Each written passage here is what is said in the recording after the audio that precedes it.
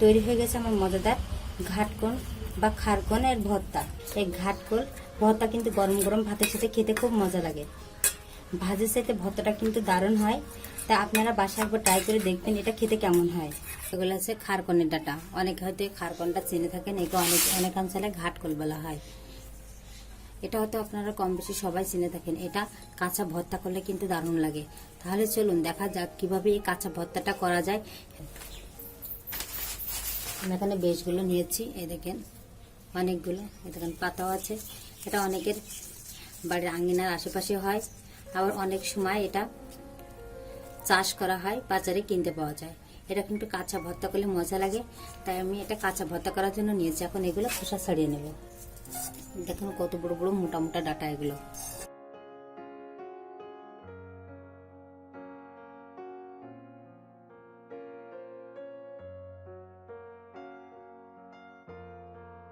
Butter সুবিধার্থে ছোট ছোট পিস করে এটা কেটে নিচ্ছি। আপনারা আপনাদের পছন্দ অনুযায়ী পিস করে কেটে নেবেন। এটা দ্বারা বিভিন্ন ধরনের আইটেম তৈরি করা যায়। তো এটা বেটে ভাজি করলে আর এই কাঁচা ভর্তাটা খেতে দারুণ লাগে।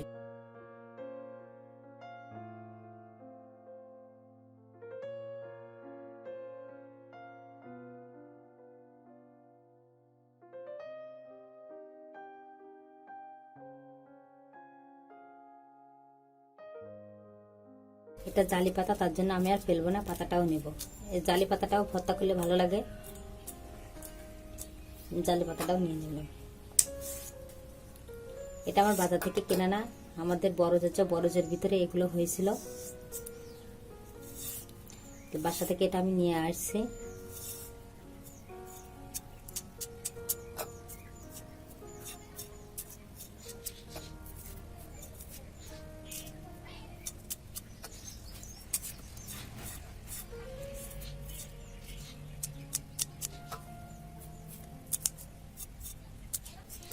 এবার আমি সবগুলো ডাটা পরিষ্কার করে কুটে নেব।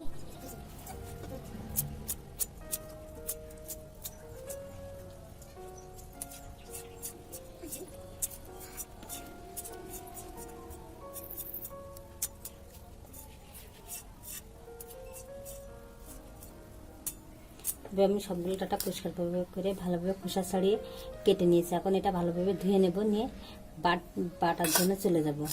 করার জন্য লাগবে আমার রসুন, পেঁয়াজ আর কিছুটা কাঁচামরিচ, এগুলো আমি কেটে নেব।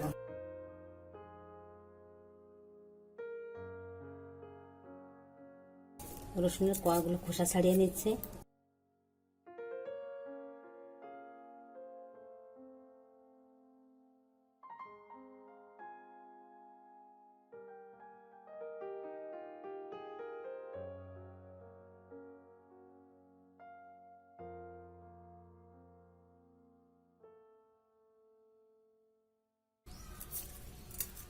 রসুনটা আমার কাটা হয়ে গেছে। এখন একটা পেঁয়াজ আমি কেটে নেব। পেঁয়াজটা আমি খোসা ছাড়িয়ে রাখলাম, এখন পরে ধুয়ে এটা কুচিয়ে নেব। এখানে কিছুটা কাঁচা ঝাল নিয়েছি, সেটা আমি বেটে নেব।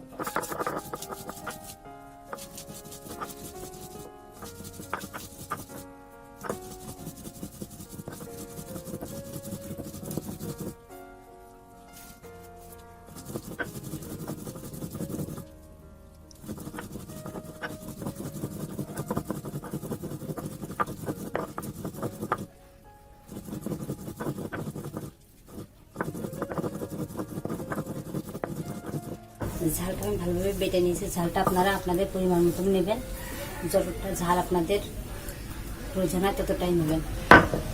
ঝালগুলো বাটা হয়ে গেছে, এক সাইডে রেখে দিলাম। আমি কিছুটা রসুনের কোয়া আর একটা পেঁয়াজের সেটা আমি বেটে নেব।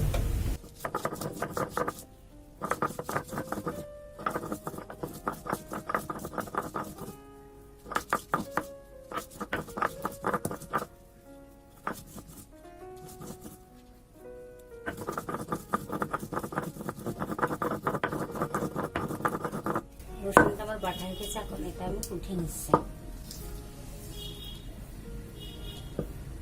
লাগবে কিছুটা আমার কাঁচা জিরা, এগুলো সামান্য পরিমাণ নিতে হবে।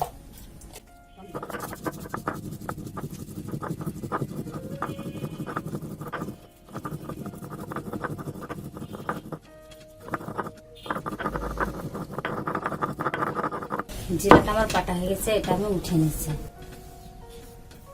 এখন কিছুটা সরষে নিয়ে নেব। সরষের সাথে আমি 2টো কাঁচামরিচ আর কিছুটা লবণ দিয়ে বেটে নেব।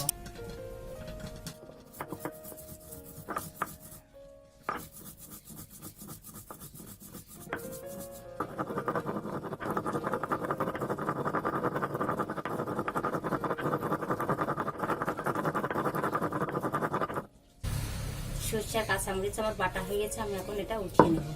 কারণ কাঠকলটা আমি ভালোভাবে ধুয়ে নিয়েছি, এখন আরেকবার ধুয়ে এটা পানি ঝরিয়ে নেব।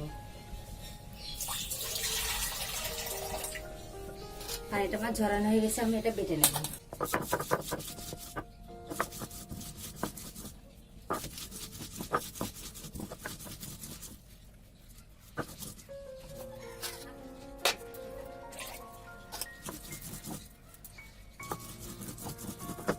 এটা ভালোভাবে মিক্স করে বেটে নেবে।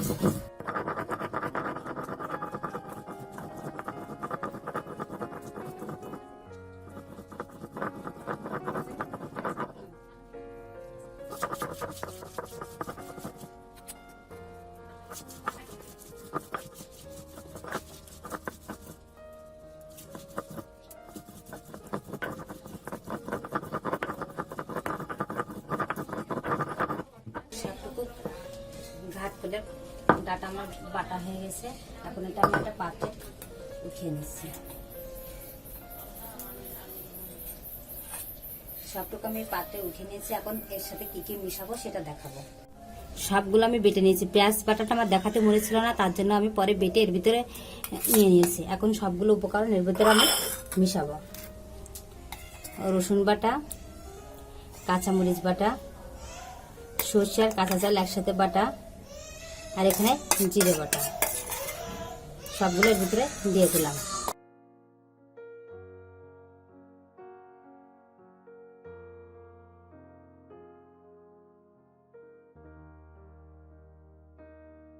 দিয়ে দিলাম লবণ 1 চামচ। লবণটা আপনারা আপনাদের স্বাদ বুঝে দেবেন। এটা ভালোভাবে মাখাবেন, যতটা ভালো মাখানো হবে এটা খেতে ততটা মজা হবে। দিয়ে দিলাম কিছুটা সরষের তেল। ভর্তা সরষের তেল না হলে কিন্তু স্বাদ হয় না, তাই সরষের তেলটা আপনারা অবশ্যই ব্যবহার করবেন। এখানে আমি পরিমাণ মতন সরষের তেল দিয়ে দিলাম। সবগুলো উপকরণ দিয়ে আমি এটা ভালোভাবে মেখে নিচ্ছি। এই মিশ্রণটা যতটা ভালোভাবে মিশানো হবে ততটা খেতে ভালো লাগবে। এই ঘাটকল ভর্তা কিন্তু গরম গরম ভাতের সাথে খেতে খুব মজা লাগে। ভাজির সাথে ভর্তাটা কিন্তু দারুণ হয়, তা আপনারা বাসায় একবার ট্রাই করে দেখবেন এটা খেতে কেমন হয়। আমার এই ছোট্ট ভিডিওটা যদি আপনাদের ভালো লেগে থাকে তাহলে ভিডিওটিতে একটি লাইক করবেন, আর এটা কেমন হয়েছে খেতে সেটা কিন্তু কমেন্টস করে জানাতে ভুলবেন না। আমার এই ভিডিওটি বেশি বেশি করে শেয়ার করবেন যাতে অন্যরা দেখার সুযোগ পায়। যারা ইতিমধ্যে আমার চ্যানেলটি সাবস্ক্রাইব করেছেন তাদের জন্য রয়েছে আমার পক্ষ থেকে অসংখ্য ধন্যবাদ। আর যারা এখনো পর্যন্ত আমার চ্যানেলটি সাবস্ক্রাইব করেননি তাদের কাছে রয়েছে আমার একটা অনুরোধ, তারা অবশ্যই কিন্তু আমার চ্যানেলটি সাবস্ক্রাইব করবেন। পাশে থাকা বেল আইকনটি চালু করে দেবেন, এতে করে আমার দেওয়া নতুন নতুন ভিডিওটা আপনারা সবার আগে নোটিফিকেশনের মাধ্যমে পেয়ে যাবেন। তৈরি হয়ে গেছে আমার মজাদার ঘাটকল বা খারকলের ভর্তা।